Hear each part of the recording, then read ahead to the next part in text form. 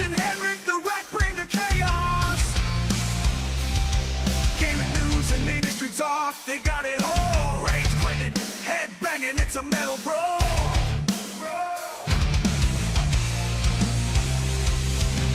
Mental meltdown, gaming in flames. Chris and HenricK bringing the thunderous rage. Video games and viral content. They're the kings, ripping through pixels, the ultimate gamer getaway.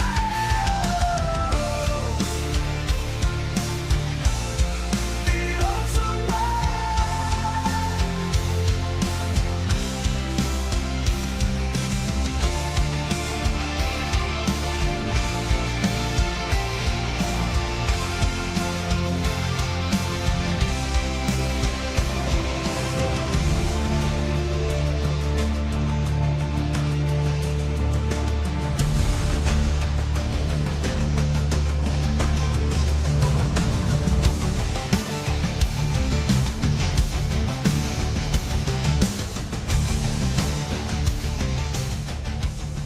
Game over, I'm feeling the rage. Chris Collins and HenricK on the stage, talking gaming news. Industry they can't escape. We're reviewing video games, no need to debate. They bring the heat, spitting truth non-stop with fiery words. They're ready to drop, making waves in the world of video games. Collins and HenricK, they don't play no games. From console wars to DLC scams, they expose it all, making sure no one jails. The audience fired up, ready to explode. When rage quits on, you know it's a code.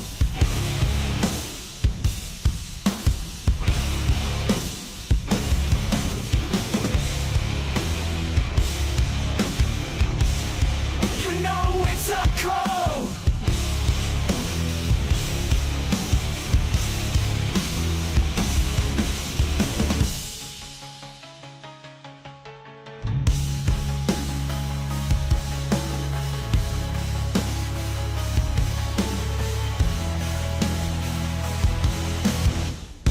When rage quits on, you know it's a code.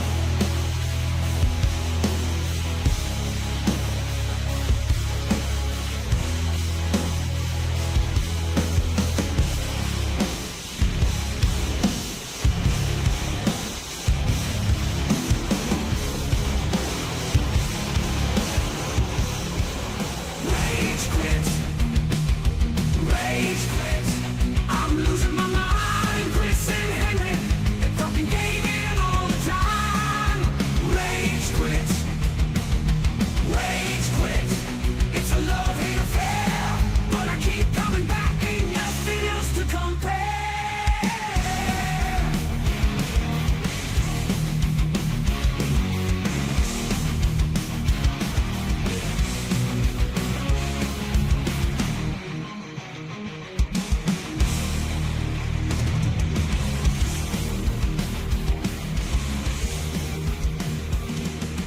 Rage quit. It's a love-hate affair.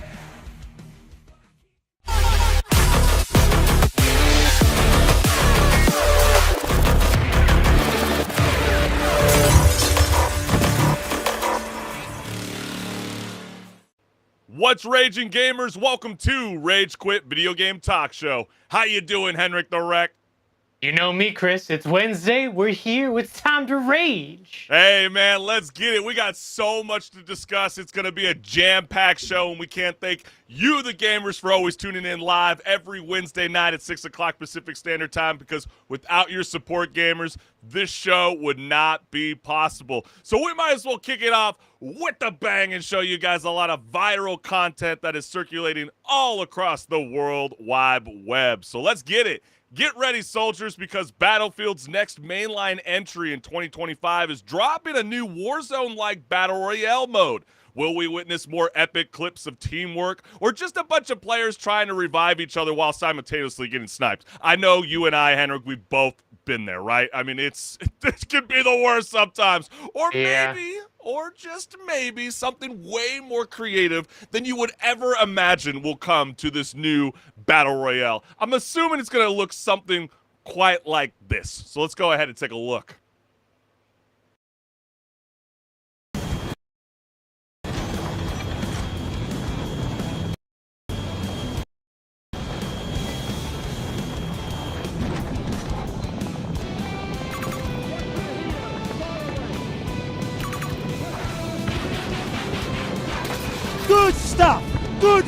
fucking stuff. You know what? It could be really cool. You know, Battlefield does have the advantage of being a game that does heavily focus on vehicular combat as well as foot soldier combat. So, hey, you know, we'll see how it shows up. I think it's And, definitely you going to know, get real fight for the creative. one. Hopefully that'll fix that bugginess. That would be actually kind of legendary. I think we need a switch up when it comes to Call of Duty Warzone. But let's go ahead and get right on into the comments, because the first one that we got here is the industry in such a state that if this new Battlefield comes out polished and hits that nostalgic feels, it could be a massive revival. Fingers crossed, miss the good old days on Bad Company and Battlefield 3. I don't think it's ever going to go back to that. What do you think, Henrik? We've gone too far from what that is and what the companies think we want. And I guess actually it means that they're looking at the statistics and seeing gamers don't want that. At least the majority of them don't. Right, So, and I think if anything, unfortunately- they're going to want what we don't have in the most latest installment of Battlefield is what happened with the buildings just being wrecked. Yeah. You know, The in mid-battle. spectacle of like a skyscraper being just torn down as the match goes Decimated. by. Right, Yeah. I mean, could you imagine you're in the middle of a battle royale and someone just knocks over a whole building and you just get like a quick 15 kills?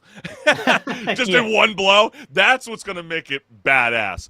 Imagine being the enemy team and seeing this. Yeah, you know, do you report them? Or do you or do you just in awe of their creativity, Henrik? Hey, you know what? Don't hate the gamer, hate the game. Fair enough.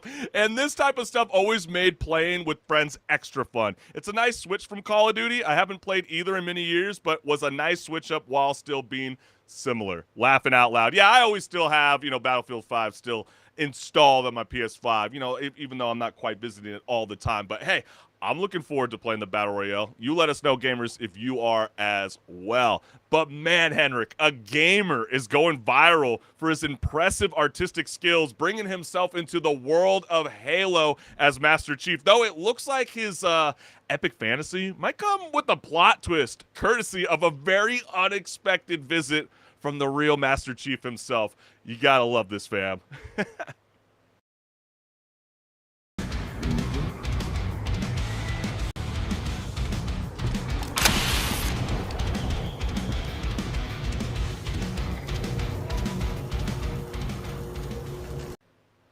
He's like, wait a minute. Is that him? Is that him? I know, right?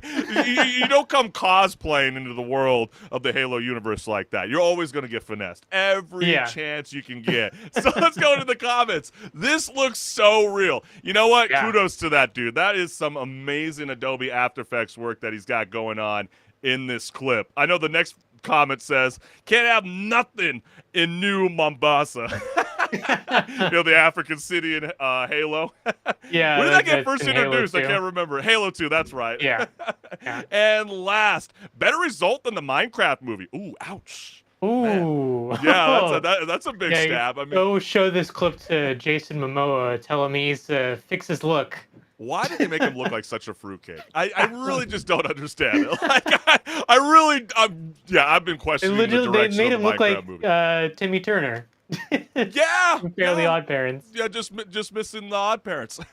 Yeah, But exactly. I love a good meltdown video in video games, especially when it comes to the elite, streamers out there. And Queso is one of my favorites. I don't know about you, HenricK, but like this video He is real is funny. legendary. It's freaking hilarious because I know he just spent an hour grinding through a level of pushing it. And if you guys have no idea what this game's all about, you're gonna get a quick glimpse of what it goes down. But he was convinced he had finally conquered the game, only to hit with the cold, hard truth that he was just a few minutes into the endless loop of frustration. So let's go ahead and have a laugh. It's not the best video quality, but trust me, you're going to have a good laugh.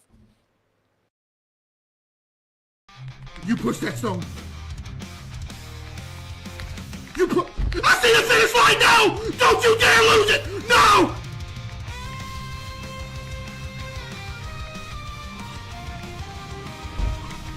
Let's go!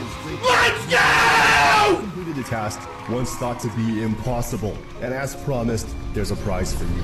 Look back to where you came from.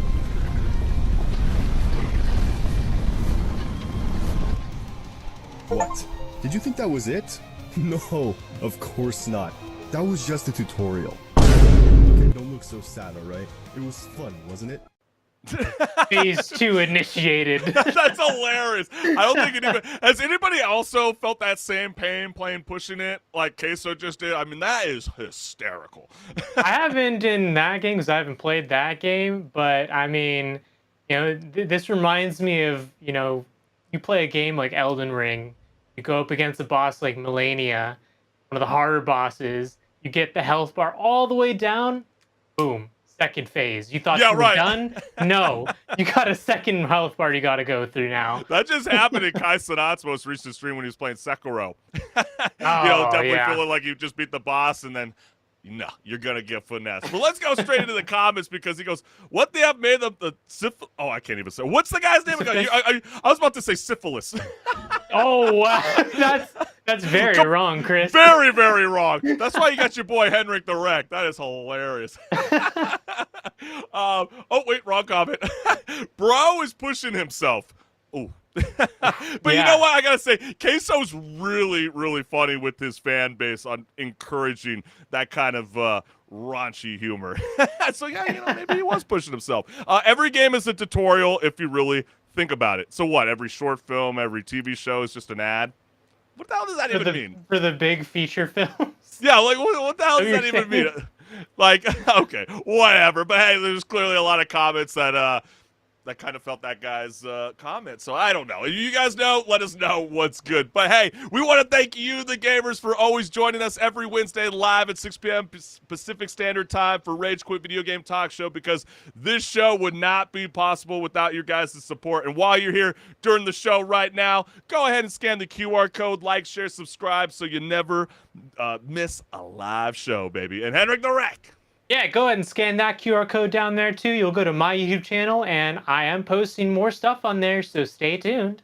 Yeah, and I got some beef with Restream. What the heck, man? We had a really, really sexy, QR code going here, and then it wants to finesse us right when we get on live. But you know what? We still love you, fam. You make this show possible. But hey, HenricK, are you ready to rock and roll, my friend? Absolutely, and I know what time it is. It's time for Pause or Repeat. Yeah, let's get it.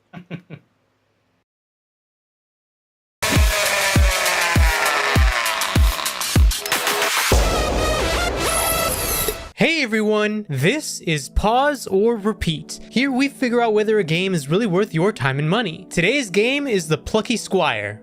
This is a game published by Devolver Digital, known for publishing the hit game Hotline Miami. The Plucky Squire is another indie game for them to publish, and is developed by All Possible Futures, with a storybook aesthetic. So with that in mind, let's get into the gameplay and see what lies in store.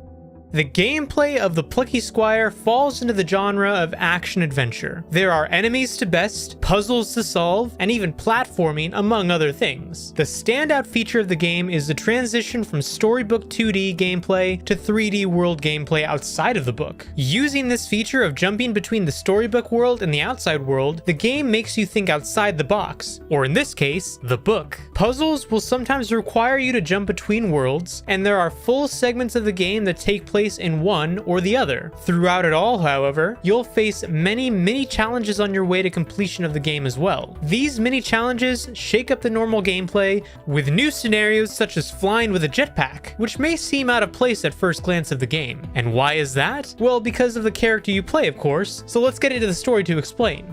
The Plucky Squire has you play as Jot, the hero of the story. He is a swordsman with a fountain pen sword and a sense of justice. When going through the story initially, even being narrated, you'll soon come across Humgrump, the villain of the story. Humgrump sends Jot flying out of the pages of the storybook in an attempt to change the story. And from there, it is up to Jot to resolve things and bring the story to a proper conclusion. But now the question still stands. Pause or repeat?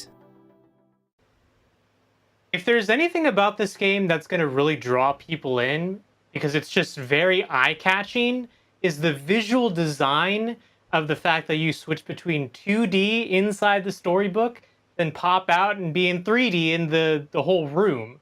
What do you think about that, Chris? Oh, Am I absolutely. right in saying that that's like the standout feature? Oh, 110%, HenricK, because if I were the developers of the Plucky Squire, I would be frantically filling out patents faster than a toad with the 1-up just to make sure that Nintendo doesn't Mario jump on our mechanics, right?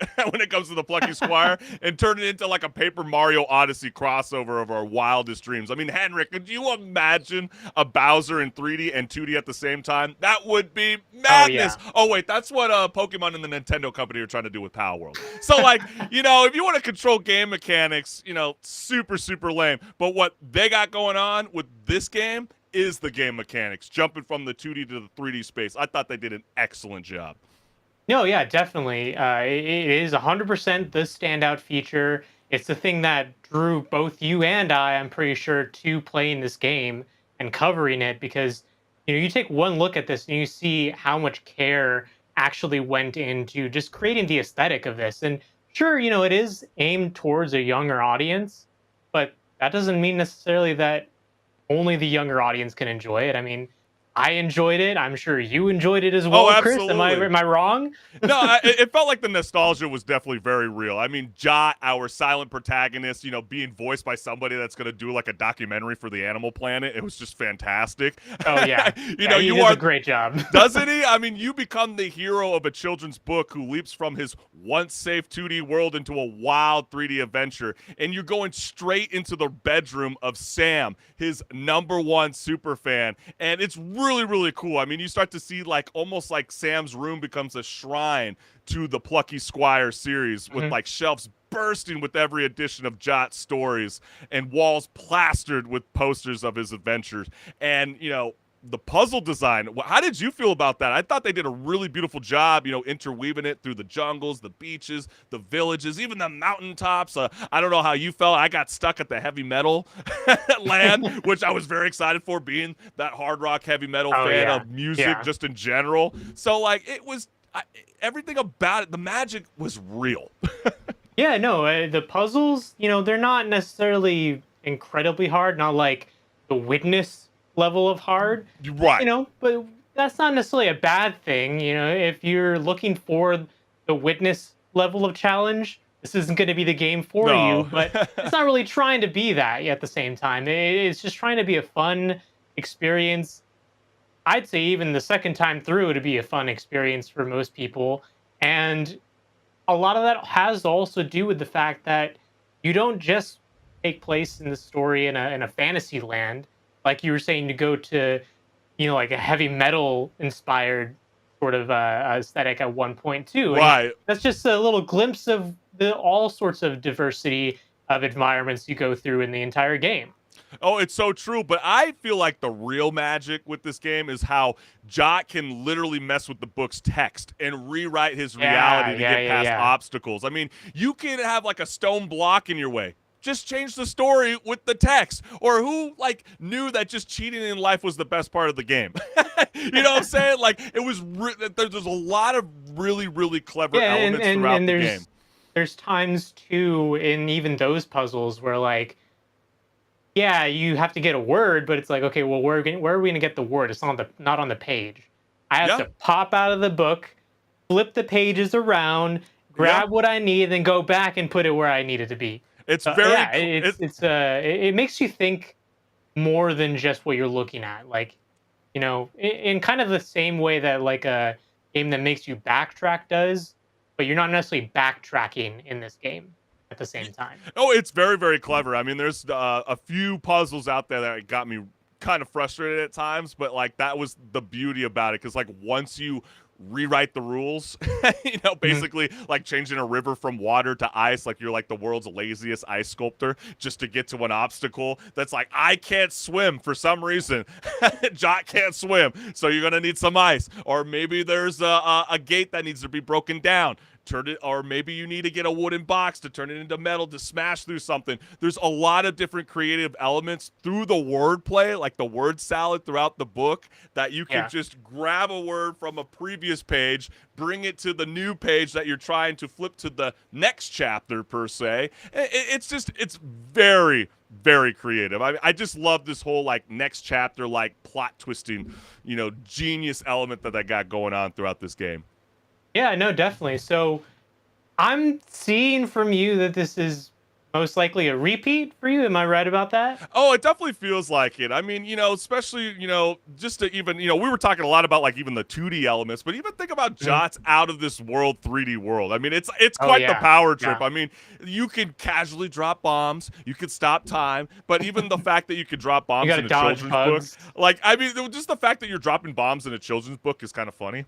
I don't know if you Yeah. noticed that. I thought that was a bit Yeah. much, but like, you also kind of get a little glimpse of how Sam is growing up. I won't spoil some of the evil elements that come your way towards, let's say, Act 3, but you start to realize that maybe Sam's collection starting to dwindle away from the plucky squire and into this Mm. grown-up phase. I won't Yeah. say any Yeah. more, but you kind of get the idea when you start to play the storyline. But just, again, it's a beautiful game. I am definitely going to say it's a repeat. I think you're going to want to play it with your loved ones. But I do think if they do decide to follow up with, let's say, a second one, HenricK, Mhm. I would like to see a co-op and a little bit more teamwork with the characters because they Okay. really are throwing words at you, especially they want you to read the story quite a bit, right? I mean, there's a lot of Yeah. dialogue throughout the game. I just felt like they didn't utilize the characters enough along the journey, like Thrash and Violet or even Moonbeard.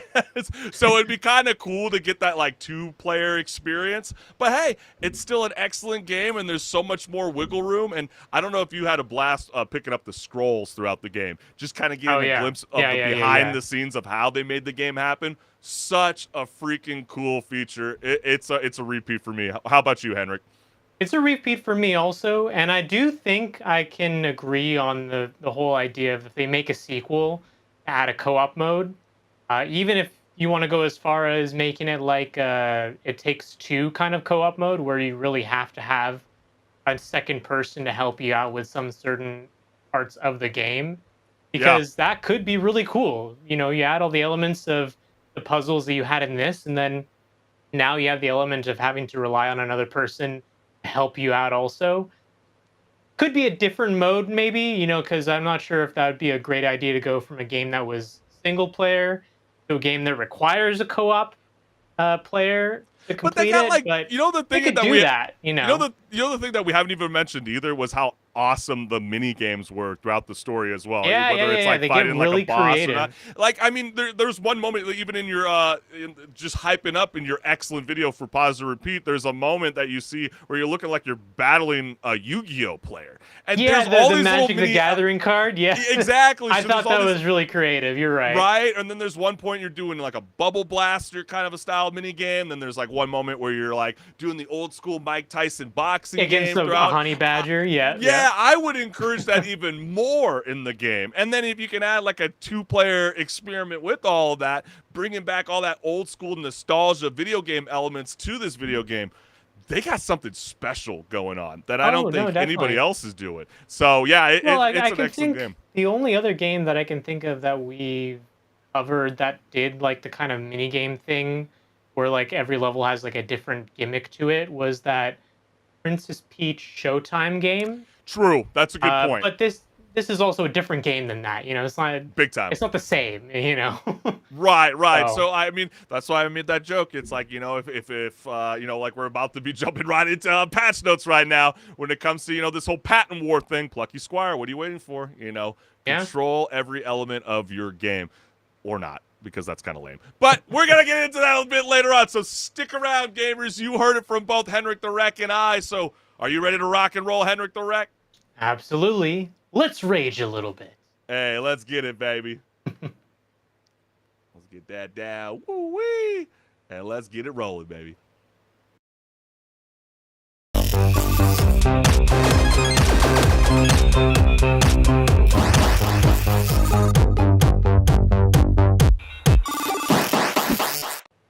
What's good, listeners? Welcome to Patch Notes, where my co-host HenricK the Wreck and I discuss gaming news, industry talk, and so much more. Let's get it. Nintendo and the Pokemon Company have lawyered up and thrown their Pokeballs at the makers of Palworld, claiming the hit survival game is straight up stealing their thunder and possibly their Pikachu. In a legal showdown that's probably happening in a courtroom shaped like a Poke Gym, Nintendo is accusing Palworld of patent infringement after the game earned the nickname Pokemon with Guns because, what's better than friendship? firepower, apparently. So keep your guns. Just don't mess around with the apparatus of our Pokeballs with the following, as you can see on screen. In a first mode, an aiming direction in a virtual space is determined based on a second operation input. A player character is caused to launch. In the aiming direction, an item that affects a field character disposed on a field in the virtual space based on a third operation input. In a second mode, the aiming direction is determined based on the second operation input, and the player character is caused to launch in the aiming direction. A fighting character that fights based on the third operation input. Lot of jargon for saying a whole lot of nothing. What a bunch of word salad that is. Oh my Lanta. So as you can only imagine, gamers, everybody quickly reacted to the lawsuit with the following. So let's go ahead and read the first comment. Patents for game mechanics that already exist are becoming a real problem in this industry. Who's going to patent, quote, numerical values that determine player damage output, end quote, or some BS next and sue everyone who has stat-based damage? That's a good point. Yeah. I mean, there's already some patents on game design mechanics that honestly shouldn't exist. Like, I believe there's some company, I don't remember which one off the top of my head, that owns the patent to a mini game for the loading screen. And it's like that would be so great as an option to just, when you're waiting for something to load, you play a mini game. But if a company owns that patent, that means that other people can't put that in their game. And that just seems very dangerous because I know, Nintendo is coming after them for multiple patents. We're only just showing you one that's clearly revolved around the Pokeball element. But, they're going after them for game menu functionality, touchscreen functionality, controller functionality, console functionality. I mean, this is where it becomes a bit befuddled in a sense. And then you also got people that go, Nintendo shouldn't ride a high horse about someone copying their homework when it comes to, this lawsuit seems to be coming after them more about the game mechanics and less about, hey, your character looks like so-and-so from, Dragon Quest. But it's an absolutely great point that Cancel This Podcast is referring to.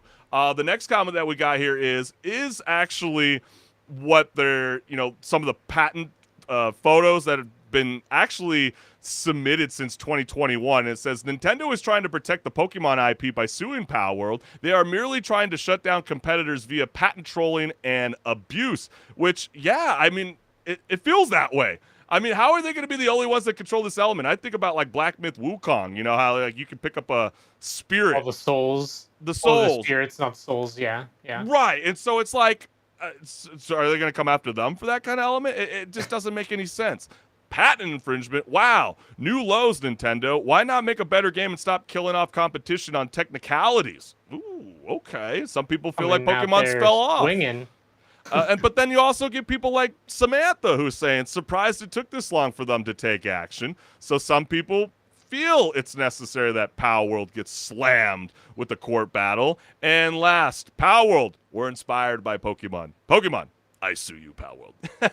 So, I mean, I get where it's like 50-50. It's like, is anyone really surprised that Nintendo is actually slapping a lawsuit on Palworld for copying Pokemon? I mean, when you have people for almost since 2021, HenricK, calling it Pokemon with guns, it's basically begging for a court date. But I guess the real question that I have is, will we see reworks to Palworld's mechanics and the survival game being temporarily or permanently removed from stores?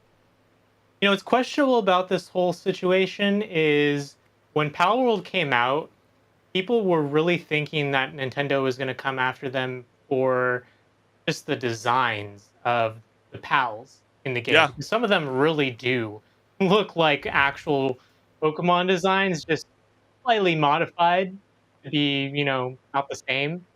But hey, you can see here, they're not actually going after that. They're going after the whole mechanics of the game instead. Now, whether that means that they'll actually win, that will actually determine whether or not there's going to be a big shift to this thing being a problem as a conversation in the industry. Because think about it, there's so many games out there that I'm sure take inspiration from Pokemon, and if they win with patents like this, is that going to mean that all of those games are going to need to be either removed or reworked? I don't think that's going to. Yeah. Well, Maybe especially if they get an injunction, I don't think that all of them would be removed. Say it one more time, HenricK. I kind of cut you off. I was gonna say, yeah, maybe Palworld would be the one that would be affected directly from the lawsuit, but I don't see all of them that are inspired by Pokemon being removed or having to go back in and rework things, because not only does this feel like just an oversight of the court system if this wins, but it also is just like, come on, Nintendo. Like, Yeah, I people mean, who that's a your good games still point. like that comment said, fix the games, make a better product.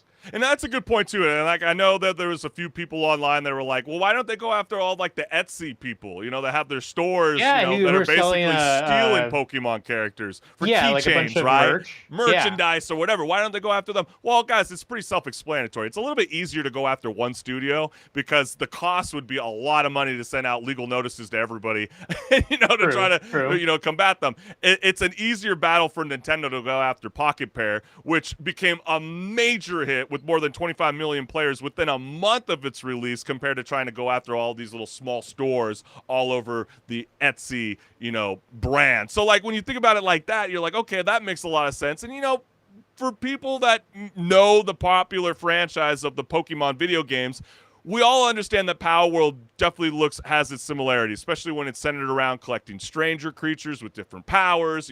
Pocket Pair's website describes the game as seamlessly integrating elements of battle, monster capturing, training, and base building. So take it for what you will. Does the patent need to be a little bit more clear when it comes to that? Because we just read the word salad.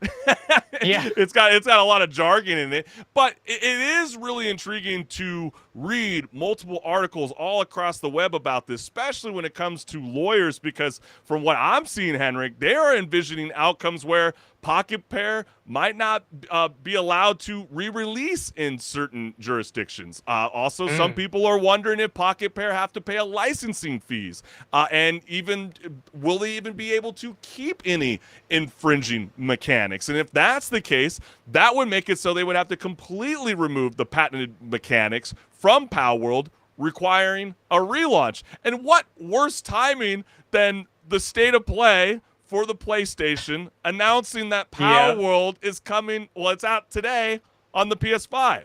And so is that a risky investment to even buy Palworld, or do you buy it now to actually play it for how it was until it gets completely ruined by Nintendo if an injunction period does come through? Well, I really hope that it doesn't come through and end up disrupting Pocket Pair, because that would really just make Nintendo the bad guy in this sense for a lot of people, which is a shame because they do make some pretty good products. But, when it comes to their legal side of things and really trying to troll smaller companies that can't afford their lawyer team, the high and mighty lawyer team that they have, compared to a company like Pocket Pair, yeah, they have money because they had a successful game, but they're not as big as Nintendo. So, like, that's just kind of like you're punching down at that point as Nintendo, and that's why I hope it doesn't work. It doesn't work out for them, because this would just be them bullying them out of business, essentially.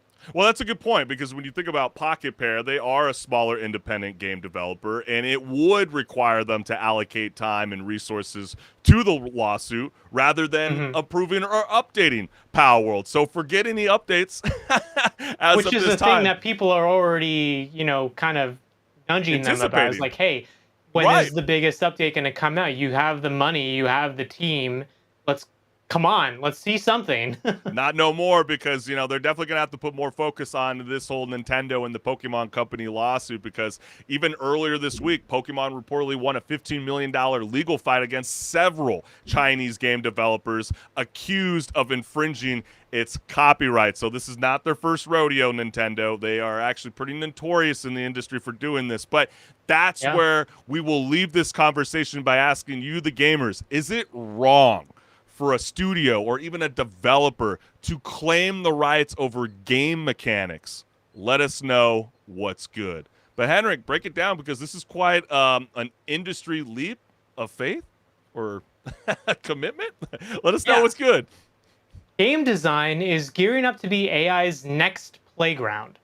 Google's already let AI recreate Doom because nothing says, "Welcome to the future," like robot generated carnage. Yeah, right. Yeah, because Doom runs on everything. Yeah, exactly. And now, EA, the masterminds behind Battlefield, The Sims, and FIFA, are going all in on generative AI because who needs human developers when Skynet can code your next football match? And we do have a clip, so let's take a look. Yeah, let's go ahead and take a look from the EA investor meeting that just recently happened this month. Let me show you a concept video that stitches together some of our more exciting experiments in service of imagination to creation. Let's take a look. Hey, what if we made a game out of cardboard boxes? Yeah, let's do it. Make a maze of cardboard boxes. What do you think? Not bad. But maybe a little too simple. Make it more complex. How's that? Make 2 characters with weapons. Okay, let's see. Here we Oh, I go. like this one. Show me 1v1 combat options. It should be a death match. Right? I think this world needs to be bigger. Make it more epic.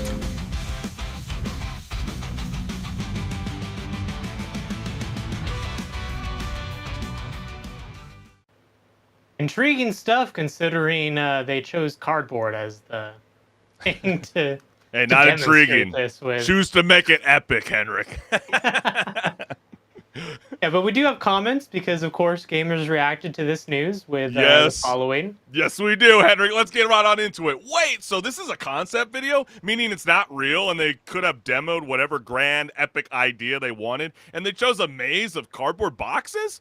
They're calling it, quote, imagination to creation, end quote, but I see less than 0 imagination here. Embarrassing, really. Yeah, that's a Yeah. good point. Like, so, like, this is not an actual, like, demo. This is a concept video. So, yeah, you know, you would have thought that they would have chose something a little bit more special like Unreal Engine showed when they were first implementing Unreal Engine 5. The True, next comment we got here is, imagine shareholders fire off all the actual artists and creatives, then put out games generated by AI bros with about as much creativity as exhibited here. Gaming is cooked if this is where it's going. Yeah, I can see how that can be the downside, but then it's also kind of cool and promising on a level. I will be that devil's advocate where you can actually just go into a text prompt and not actually have to learn about all the crazy coding. I definitely feel like you do need your 3D artist, but like I feel like this is a pretty cool, awesome start to the right direction if it so works in the benefit for EA. What do you think, HenricK?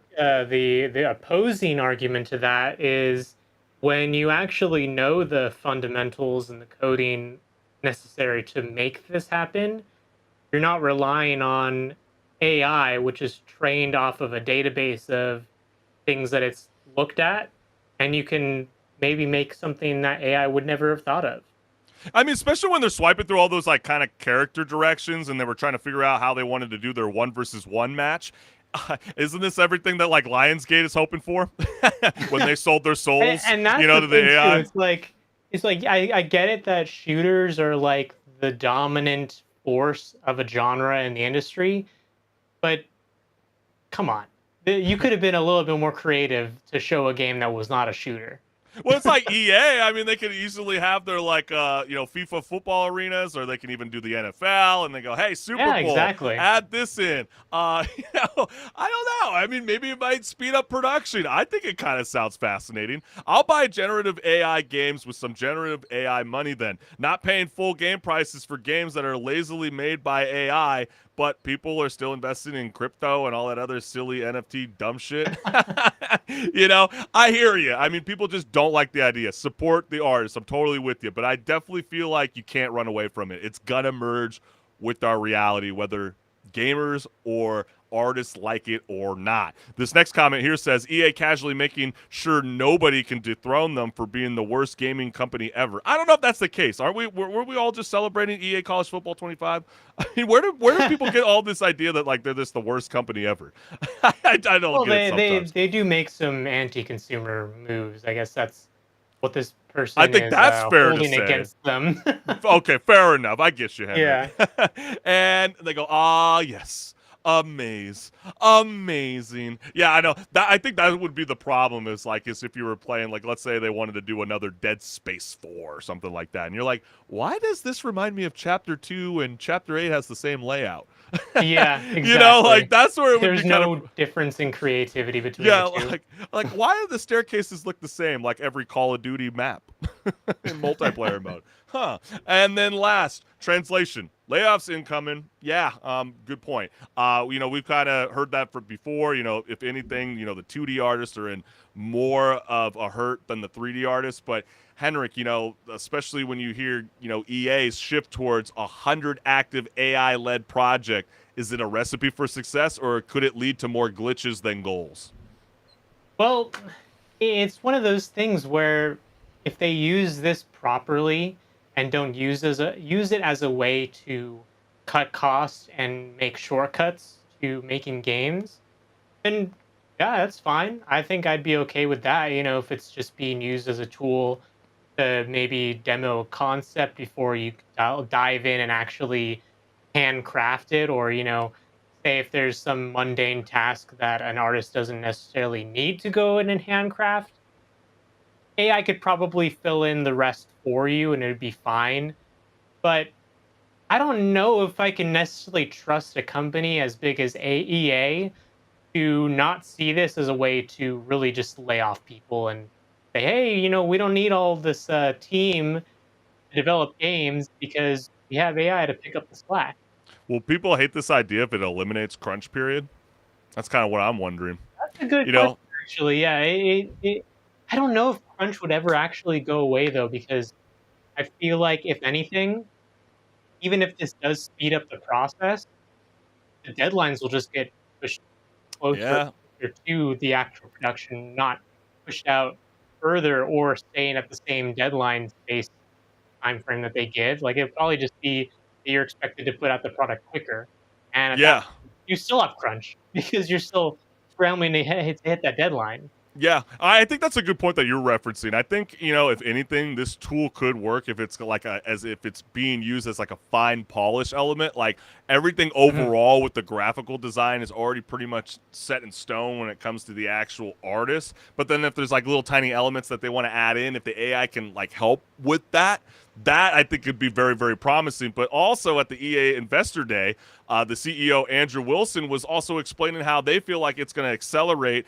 how innovators and creators are building entertainment experiences leading to self-expression, content creation, curation, and instant gratification. He feels like the 3 strategic areas that the AI work is going to be focusing on is efficiency, expansion, and transformation. So some of the gamers on here are going, what the hell does that even mean? Well, the first of those means doing things faster and at a higher quality through more iteration and more testing. That's the first part. Then you got expansion, which is really just more about creating a richer colors to paint for a more brilliant world. That's how they are explaining it. And also, HenricK, it's not just about the artistic designs. They believe AI will help with stories that are more personal and nuanced. And finally, the area of transformation involves investigating potential new ways to play and watch games and to create user-generated content in ways that haven't so far been envisioned. Kind of like what you saw in the video. They were messing around with the idea about what kind of elements can we choose with 1 versus 1 match. Yeah, they were a bit generic, but the idea is they're expecting it to give them ideas that they weren't even thinking, I guess, on paper before they brought it to the software. So do you feel like it's a promising feature, or do you expect to actually see it in person first before you believe what you see in HenricK? Well, we might not ever actually see it in person if What? You don't it think ends I'll up- be alive? I was expecting well, this to... no, I'm not saying Okay, that. good. I was like, I I'm thought- saying the whole thing of like we might not see it, on our end because it might be a lot of stuff just in the back end. If Oh, you're a because developer. Skynet's going to take us out before we actually get AI games? Is Hey, what that you're might telling happen me? too. You never Is that what know. you're telling It could me, happen HenricK? tomorrow if we really, think about it like that. But I'm saying, like, if they're using this to like they're saying, iterate and test things internally, then yeah, sure. I don't think that's a huge problem if they're saying, okay, let's think of a concept, have AI make the concept real quick, and then let's see if it actually works. Yeah. Because then we can actually invest the money to polish it and make it a finished product that isn't made entirely by AI. At that point, we don't really see the AI product at that point. We only see the finished product that was made by people. That's what I'm saying. But also, I feel like, too, if the game's good, the game's good, whether it's AI or not. And I think that's where it's going to have to come down to, because I feel like the same trolls that are like, oh, I hate everything AI, are probably the same people that still went on ChatGPT and generated an image. Okay? Like, they're probably still people that even tested it out. So it's like, it's not going away anytime soon. But then again, we want to hear from you, the gamers. Do you think this is a right, innovative step towards the gaming industry, or do you find this being really problematic and just really damaging storytelling and just innovation when it comes to the creative space of all things gaming? Let us know what's good. But Henrik, Hey, I think Chris, this is let's get it. let us know on another thing that was really damaging for Sony in particular. Yeah, so like we got a little bit of industry gossip going on right now, and it was pretty clear Sony was taking a massive L with Concord, given the sky-high cost, a player count that you could fit in an elevator, and a shutdown speed that deserves its own speed run category. So according to a gentleman named Colin, an industry veteran who claims to have chatted with someone at Firewalk Studios, Concord cost a jaw-dropping $400 million and was supposed to be the quote-unquote future of PlayStation. Well, we all know that didn't go as well. But just to add more fuel to the fire, like how Star Wars changed the galaxy, but instead, we got a game that's more likely to end up in the bargain bin faster than a lightsaber-wielding Ewok. And if you don't know what I'm talking about, this is the clip that was going viral all across the web. And let's just hear from what Colin has to say. $100 million to me. Up to the point that the game went into alpha state, they had already spent about $200 million on it. And it's unclear how much of that money is from probably Monsters and the original investors into the game and how much of that money was from Sony. When the game had already had $200 million spent on it and was basically in an alpha form in Q1 of 2023, from that point until the game launched, Sony spent another $200 million on it. The scuttlebutt behind the scenes about Concord is that the game was in a laughable shape.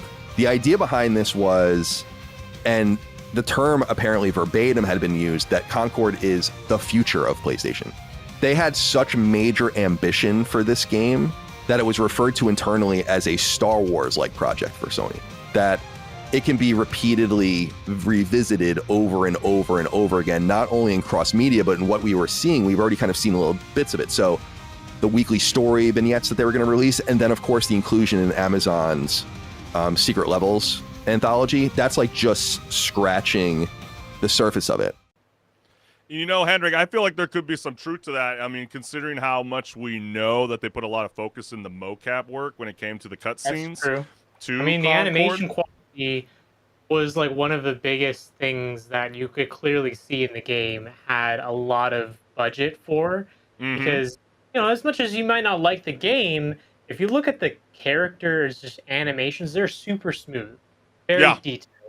Maybe not necessarily like the best characterization of the characters, but there's definitely a budget that went into that. Or just characters you just can't really relate to. But that's a topic for another time. But gamers reacted to, the new news that broke out about Concord's $400 million budget being exposed to the following. So let's go ahead and check out the first comment, which I have right here. A developer culture of toxic positivity halted any negative feedback. That was also being reported about Concord, about how nobody can say anything negative about the game because, people were just coddling this thing because maybe you put too much money into it and you got to make it work out.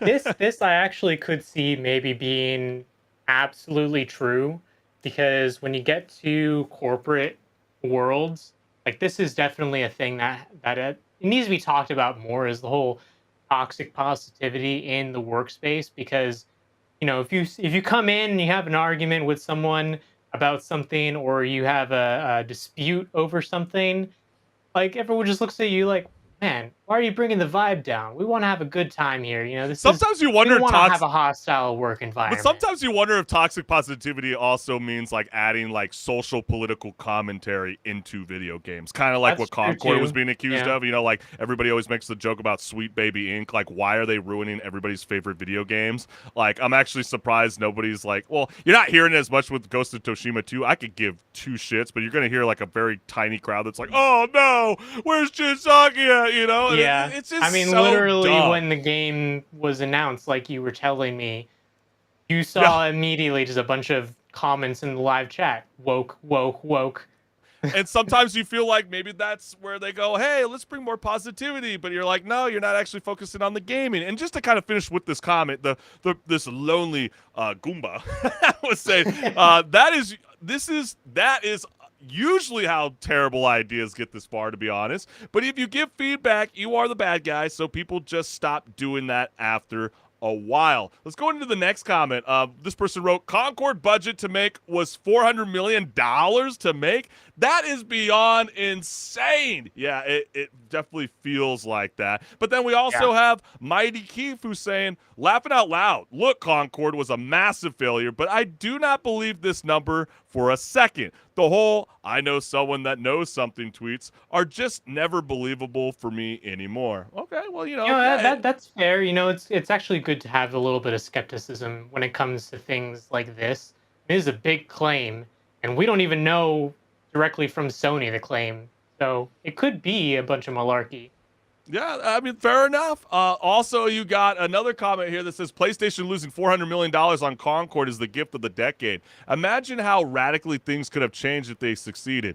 Hope they lose another billion until they remember what video games are really about. And so we have a screenshot of a headline that says Concord lead character designer believes, quote, whites must acknowledge their privileged position and then actively work for equality, end quote. Also claims the judicial system is quote unquote white supremacy. So like that's where like some people felt like why am I feeling like I'm getting educated in a hero shooter game? You know, like what are we doing? Oh, there we are. Let's go into the next one. 1 million per a copy of the game sold. Only 400 copies sold. Yeah, right, exactly. I love that. And last, we got this this gentleman right here, and it says Genshin had a production cost of just $100 million, yet it has generated several billion in revenue. So, I mean, some people might feel like it's not believable with Concord. Some people have actually seen amazing success. Others, like Sony, have not. So, wow, Henrik, why would Sony dump another $200 million into Concord when even the most beloved franchises would need a GoFundMe to dream of a kind of budget that they just got? I mean, it's insane. Well, ain't that the $400 million question? Yeah, I know. It really is such a, why? Why, if this is true, why did you do that? This studio didn't have a track record of doing anything at all, really, until this game. And when you look at the budget of even The Last of Us 2, it only had 200 million. So when you doubled that for this, either you really, really were sold on the idea of the game by the studio, or maybe, tinfoil hat here, maybe this was a laundering scheme. Because I haven't heard that angle yet. Almost as bad as what would be a laundry Tax write-off? tax write-off sort of thing.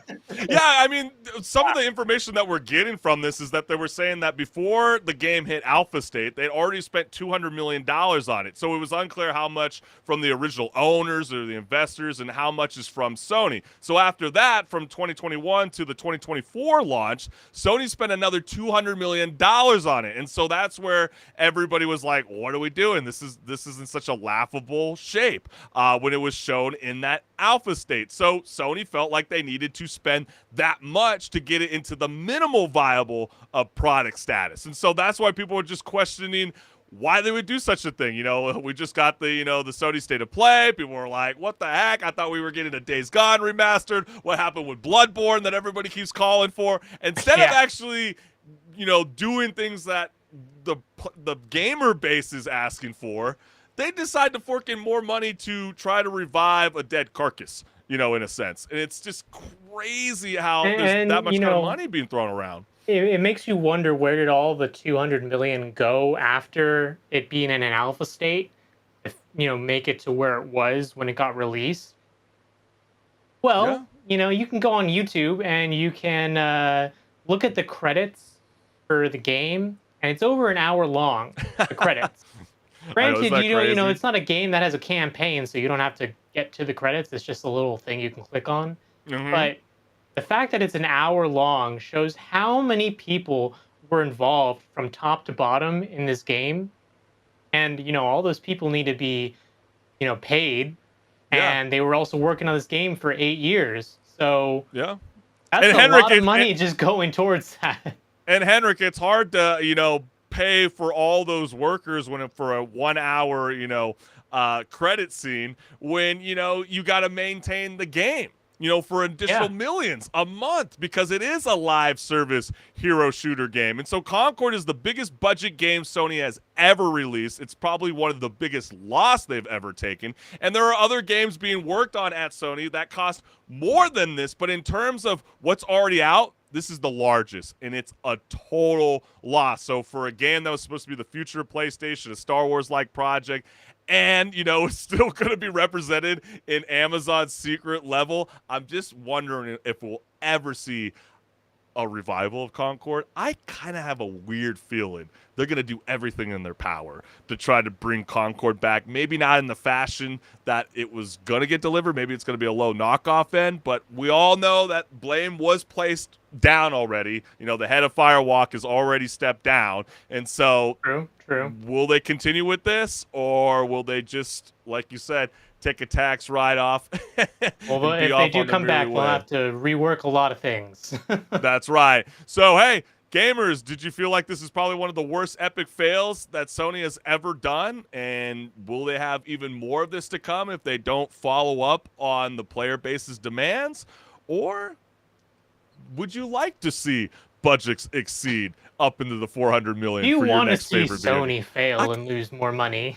I mean, if they can make a kick-ass video game for $400 million, I mean, shoot, they'd be throwing a lot of money towards James Cameron, for example, with Avatar, and that movie sucked ass. I might be misspeaking if they're with Sony, but I'm just saying, there's a lot of movies that get thrown out, and they still suck ass. True. So, like, someone might be able to pull it off. I don't know. I don't know what I was trying to get there with that. But you know what I do know we have right now, HenricK? What's that? Come on, just break it down for everybody. All right. Well, hold on to your controllers, because we're back at it again with another viral Reddit gem. Yes, and we today's are. question, what's a real-life skill you learned from video games? One gamer shared they learned poker from Far Cry 3, because who needs Vegas when you got Vaz? That's right. And apparently, Way of the Hunter is teaching people how to hunt, just in case you ever need to track down a deer between loading screens. Because, you take your Steam Deck out into the forest, that's how you're going to play out there in the forest with no power or anything like that. Yeah, it's like Ella in The Last of Us, right? Oh, Yeah. how do I find a deer? Find the blood in the snow. Oh, okay. Yeah, I'm a hunter now. Yeah, exactly. And, of course, gamers shared their thoughts with the following comments. Yeah, let's go ahead and get into it. First one says, I was about to say gamers. Games have really helped me learn English as a non-native speaker, coordination and awareness of my surroundings. I think that's such a cool, powerful tool. You hear that all the time, even when it comes to music. You get people in South America, or even think about the success that Linkin Park is getting right now. They just dropped that Heavy is the Crown. Within the first, 3 hours, HenricK, it got over a little under 2 million views. And so I know there's a lot of people in Japan and everywhere around the world that learn English through the power of music, and I can clearly see people learning English through the power of video games. I think that's really, really cool. It hasn't quite worked for me playing a Spanish game, but I can see how it's worked for others. I can fly small airplanes thanks to several flight simulators I've played over the years. Another guy follows up, added to the CIA watch list. I've always wondered that in a sense. I remember going to Anaheim, California one time and getting an amazing gift from my parents to go and do one of those flight simulators, and it you were in the seat of the cockpit. It definitely felt really, really real. All I know is I can't land a plane. So It's not easy. It's not easy. So if I can't figure it out there, I mean, I'm sure there's some truth to it. I've seen some trucking simulators. Ever seen true. those videos where like guys Yeah. are like, it's wild stuff. Multitasking, being a raid leader or a healer in World of Warcraft surely helped me learn how to juggle quickly between things in the most efficient possible way. I know you know made what? a joke about this. Yeah, I can agree with this because I did raid lead in the Wrath of the Lich King expansion of World of Warcraft, and multitasking is just one part of it, but also you got to organize everyone, and it's also a voluntary thing. You're not paying these people, so. Hey, they didn't even have Discord back then either. Well, There's we no had video other calls things. We to had throw other up. things like Ventrilo, and Say what I now? believe. Yeah, exactly. Like Those are the- people don't even know what You Ventrilo might be is talking anymore. to Gen so- Z. I just saw a video with all these NFL players. They didn't even know what a VHS was. They're not gonna know what you just said right now, Henry. Yeah, but even then, people don't necessarily have a microphone, so that's That's another a good struggle. point.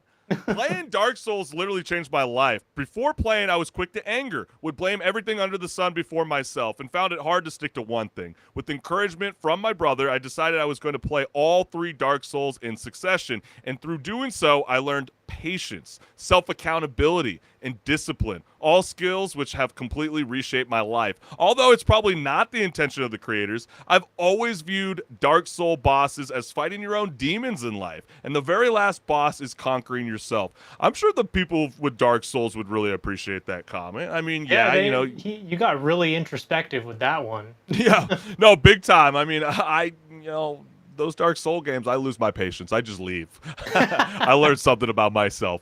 RPGs really helped my reading comprehension as a kid. I was already an avid reader, but then I also spent a lot of time playing RPGs that involved a lot of reading as well. Playing World of Warcraft at rural satellite internet helped my typing speed tremendously. I couldn't use voice, so I had to type everything very quickly. And Poker Night at the Inventory 2 taught me poker. So everybody's learning poker.